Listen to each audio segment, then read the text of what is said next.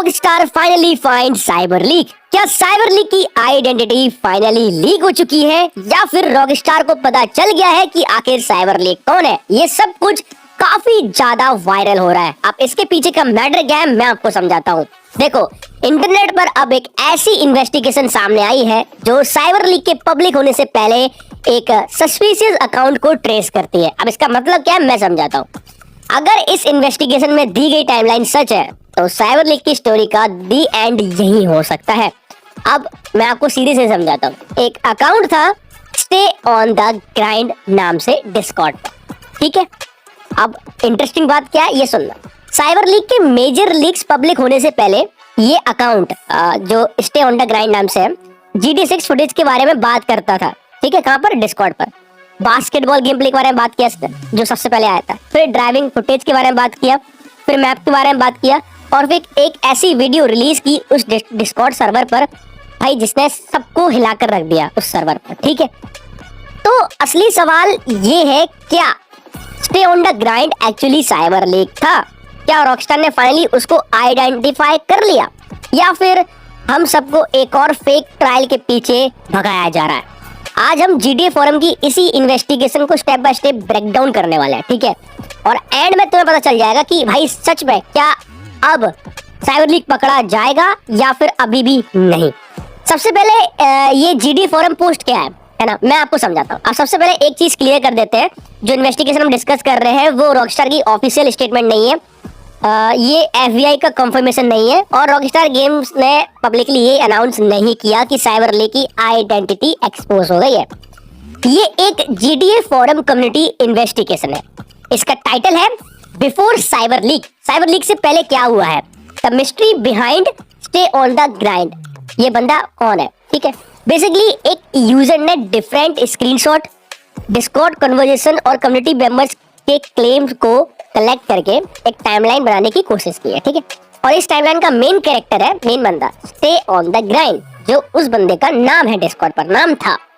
अब इस बंदे का नाम बिल्कुल याद रखना, स्टे ऑन द ग्राइंड, ठीक है।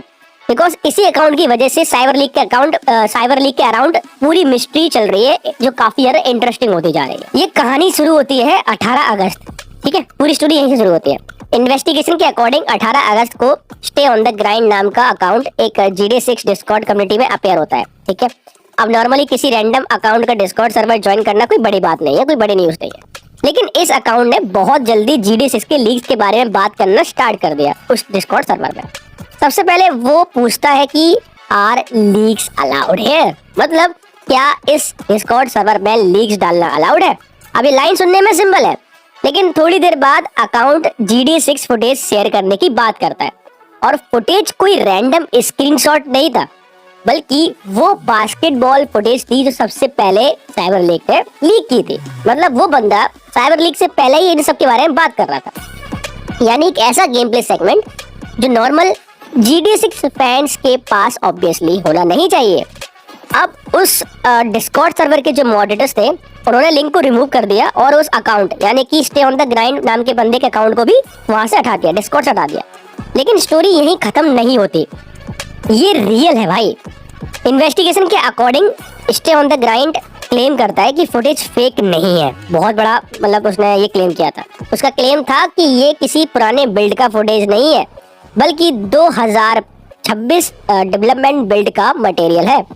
अब यहाँ से लोग नेचुरली इंटरेस्टेड हो जाते हैं, क्योंकि अगर कोई रैंडम पर्सन GT6 का फेक वीडियो बना रहा है तो GT6 बिल्ड जैसी स्पेसिफिक क्लेम करना ऑब्वियसली अटेंशन ग्रैब करने के लिए भी हो सकता है, ठीक है।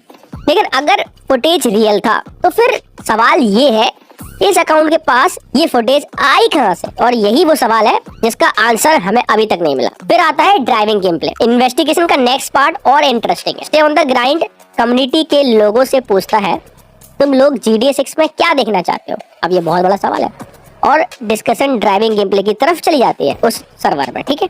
अब वो अकाउंट ड्राइविंग फुटेज प्रोवाइड करने की बात करता है और ये इंपॉर्टेंट है बिकॉज अब हमारे पास एक पैटर्न बन रहा है।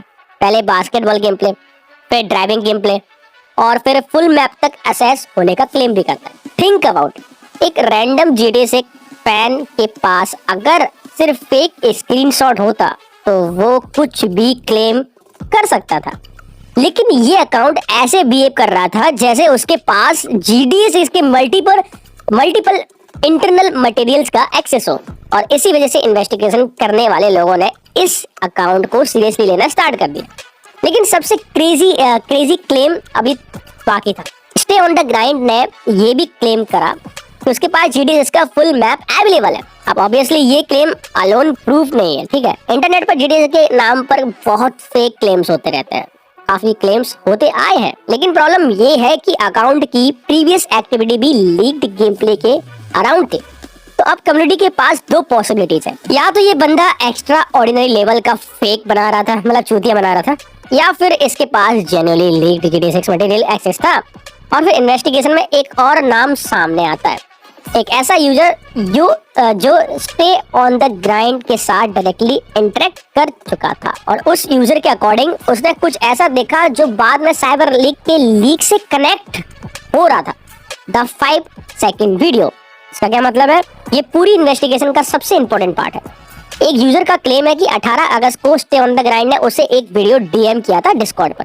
वीडियो बहुत स्ट्रॉन्ग था और उस यूजर ने उसका सिर्फ 5 सेकंड का पोर्शन देखा, लेकिन उसने जो डिस्क्राइब किया वो काफी स्पेसिफिक था। वीडियो में सपोजली जेसन अपने घर से बाहर आता है, कार में बैठता है और ड्राइव करके बाहर निकलता है। अब यहाँ तक भी हम कह सकते हैं भाई GT6 में जेसन कार तो चलाई गई फिर, लेकिन अब टाइमलाइन का दूसरा पार्ट देखो। उसके 5 दिन बाद, कुछ दिन बाद साइबर लीक का एक वीडियो पब्लिक होता है, GTA6 गैस, और इन्वेस्टिगेशन के अकॉर्डिंग इस वीडियो के ओपनिंग मूवमेंट्स उस डिस्क्रिप्शन से रिमार्केबली सिमिलर थे। Jason house, car, driving. अब क्या ये कोइंसिडेंस है भाई, या पॉसिबल है कि ये सच में साइबर लीक है? क्या ये कोइंसिडेंस इग्नोर करना इजी है? Not really, I don't think so. Because अगर स्टे ऑन द ग्राइंड के पास एग्जैक्टली इसी टाइप का फुटेज पहले से था और कुछ दिन बाद साइबर लीक ने सिमिलर फुटेज पब्लिक कर दिया, तो एक कनेक्शन का पॉसिबिलिटी ऑब्वियसली क्रिएट होता है। और अब सबसे बड़ा सवाल, क्या stay on the grind he cyber leak था?